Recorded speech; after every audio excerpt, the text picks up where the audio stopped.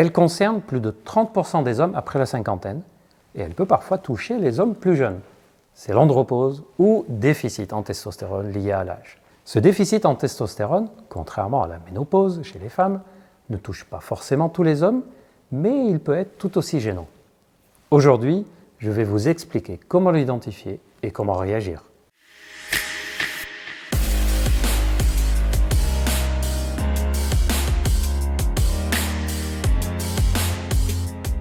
Bonjour YouTube, je suis Gilbert Moujaoudé, médecin sexologue et spécialiste sur la plateforme de Charles.co. Sur cette chaîne, vous trouverez des réponses à vos questions de santé et de bien-être, sur la sexualité bien évidemment, mais aussi sur la digestion, sur le sommeil ou encore la chute des cheveux. N'oubliez pas de vous abonner pour ne rien rater et d'activer la cloche de notification. Nous sommes aussi sur Instagram, @charles.co, n'hésitez pas à nous y rejoindre. Maintenant, passons à notre sujet du jour, l'andropause. L'andropause est un déficit en testostérone qui apparaît en général avec l'âge, même si cela peut concerner des hommes plus jeunes. Elle peut être soit partielle, soit totale. Pour savoir si l'on souffre d'andropause, il faut réunir deux éléments. D'abord, il faut qu'il y ait des signes cliniques qui peuvent correspondre à ce syndrome de déficit en testostérone. Dans la plupart des cas, il s'agit de troubles sexuels comme une baisse de l'érection, une baisse de la libido, une diminution des performances sexuelles au sens large, mais aussi des symptômes non sexuels divers comme fatigue plus nette que dans le passé, des douleurs articulaires, musculaires qu'on n'avait pas avant, sans cause apparente, des troubles de l'humeur sans explication, des sueurs nocturnes ou au moindre effort, ou à la moindre émotion, une diminution du sentiment de bien-être de façon générale, une tendance à la cogitation, rumination ou à l'irritabilité qu'on n'avait pas avant, ou encore des angoisses survenant plus facilement que dans le passé. Secondement, il faut que les signes cliniques que je viens de vous citer soient associés à une prise de sang qui prouve qu'il s'agit bien d'un déficit en testostérone. Il faut rappeler à ce stade que les recommandations disent clairement qu'il faut au moins 2 prises de sang pour pouvoir confirmer ou non ce diagnostic.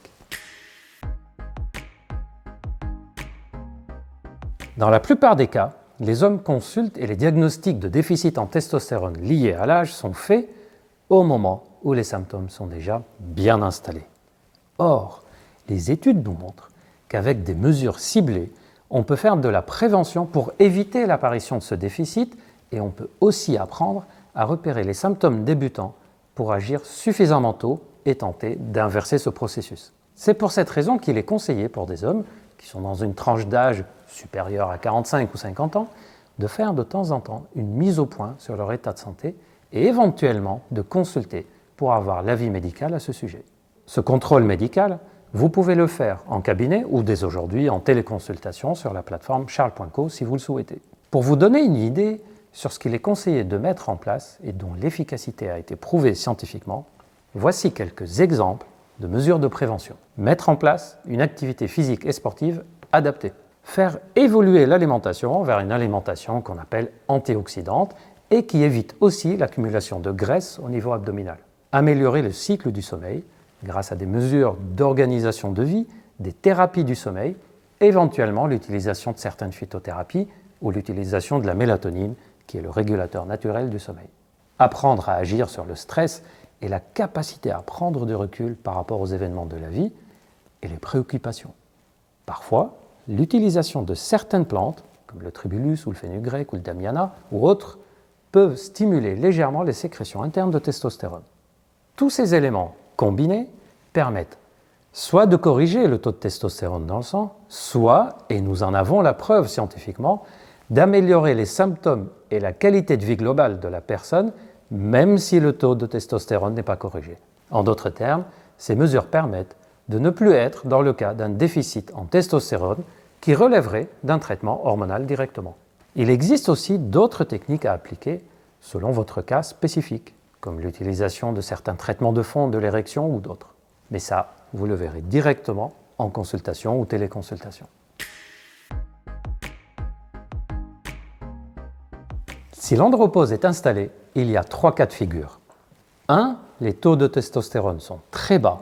Dans ces cas, on peut être amené à mettre en place un traitement hormonal substitutif et c'est fait par le médecin.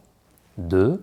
Les taux de testostérone sont au-dessus du seuil minimum, ce qui veut dire que les symptômes des patients ne sont pas en lien avec le déficit et qu'il faudra donc chercher d'autres causes pour ces symptômes. 3. Les symptômes sont présents, mais les taux de testostérone sont dans une zone intermédiaire, ni trop bas, ni trop haut.